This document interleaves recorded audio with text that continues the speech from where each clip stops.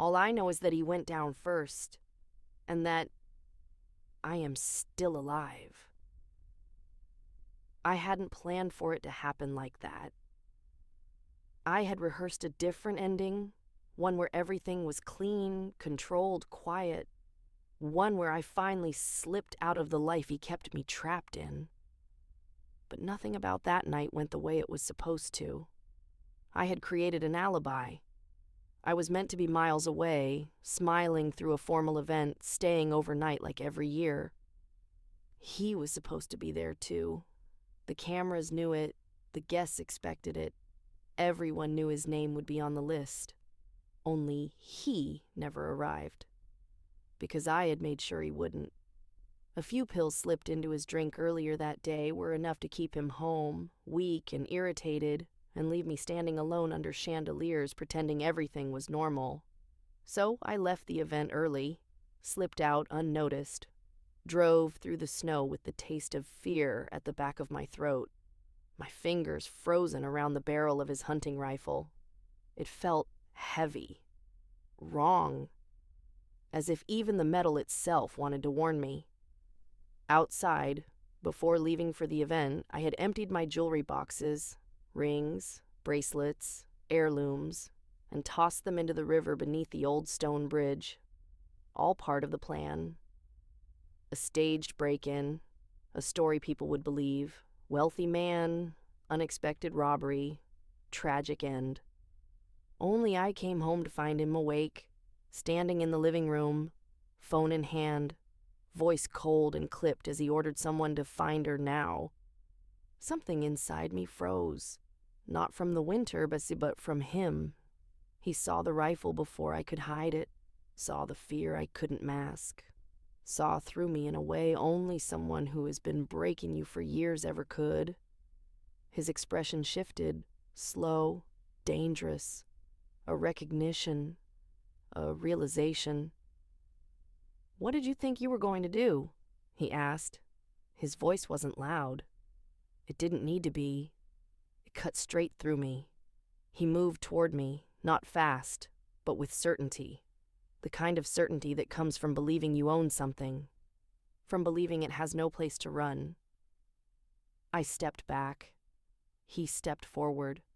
Words I can't bear to repeat spilled from him, sharp, cruel, familiar.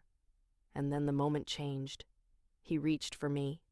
His grip was sudden, bruising, meant to silence the part of me that still dared to resist.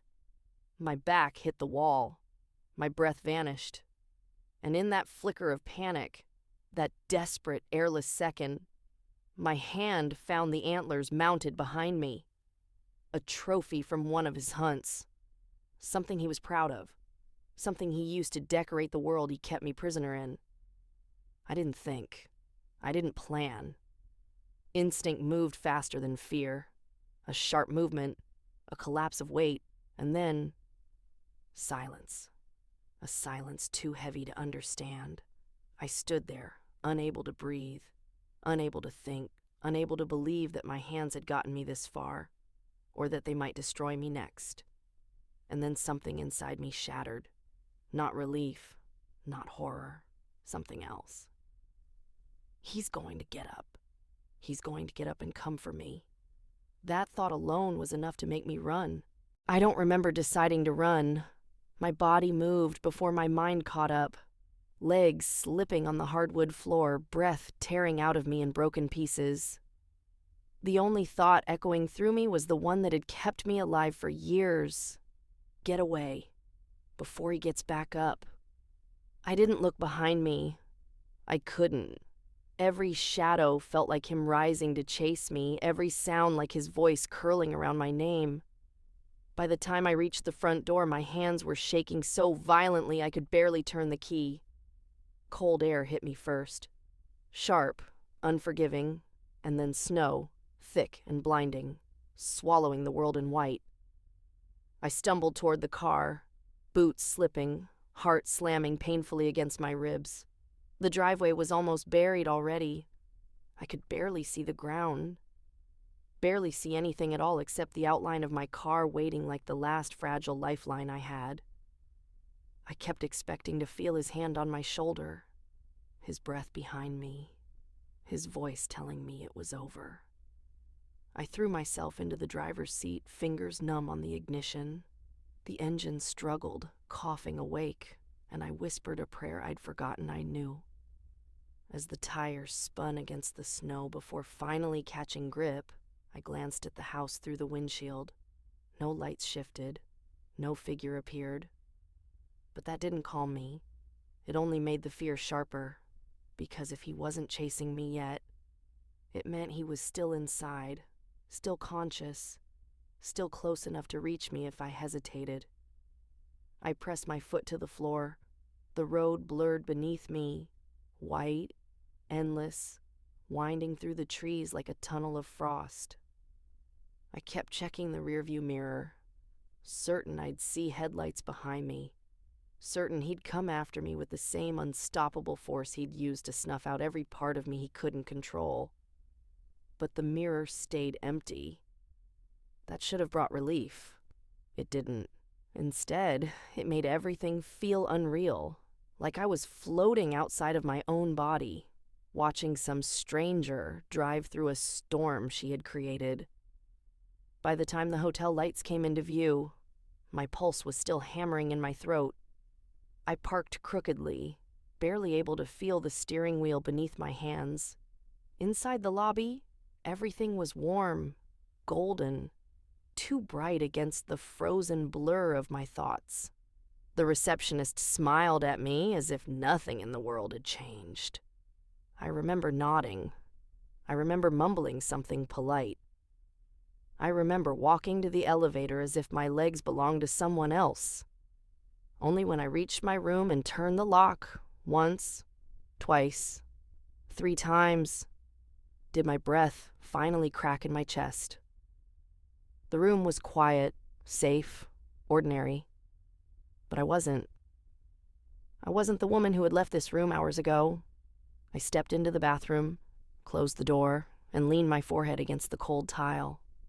The silence roared louder than any scream. I didn't know if he was dead. I didn't know if he was coming. All I knew was that I couldn't feel my own heartbeat anymore. Just the echo of his hands around my throat, and the certainty that everything I had done tonight was going to catch up with me. Soon, I turned on the bathroom light, though I couldn't bear to look at myself in the mirror. Not yet. Maybe not ever again. My hands were trembling uncontrollably, not from the cold anymore, but from the thing that lived beneath it. Shock, fear, a disbelief so deep it felt like it was splitting me apart. Yes, I locked the bathroom door, even though the door to the room was already locked. Layers of protection, thin ones, foolish ones. But they were all I had. For a moment, I just stood there, listening. Not for footsteps in the hallway, not for voices, for him, for the sound of a world I had just broken, pushing its way back toward me. Nothing came, no knock, no shout, no pounding footsteps racing down the corridor after me. And somehow that silence made everything worse. Because if he wasn't here, where was he? I sank to the floor, my back sliding down the wall until the cold tile pressed against my spine. I curled my knees to my chest, trying to make myself smaller, trying to disappear completely. My breathing kept catching, shallow gasps that scraped like broken glass. It felt like the fear was still sitting on my chest, refusing to lift, refusing to let me breathe properly. Minutes passed, or maybe hours. Time didn't behave normally anymore. It stretched and twisted, as if the night itself had swallowed the clock whole. At some point I managed to stand again. I turned on the shower. Hot water rushed from the faucet, filling the room with steam, a soft, rising fog that blurred the harsh edges of everything. I stepped in fully clothed. The heat hit me instantly, soaking through fabric, clinging to my skin, warming the parts of me that had been frozen long before I stepped out into the snow. And I broke. No scream, no words, just a sound. Raw, quiet, unshaped, slipping out as the water poured over me. It was the warmth. It undid me more than anything else tonight. Warmth was something I had forgotten. It felt like being touched gently for the first time in years, like something in the water recognized me, gathered around me, held me with a softness I didn't know how to handle. The harder I cried, the hotter I made the water, as if I could wash away the past hour, as if I could wash away the past life. And somewhere between one sob and the next, a thought settled over me. Quiet, resigned, devastating.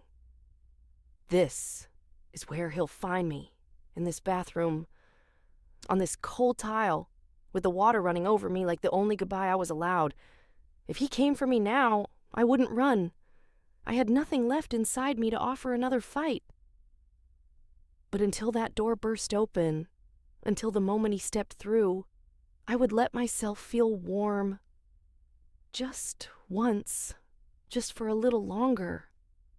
It was the closest thing to comfort I had known in years, and for a moment, sitting here in the fading warmth, I almost believed the night had finally released me. But deep down, beneath the quiet, I know the truth.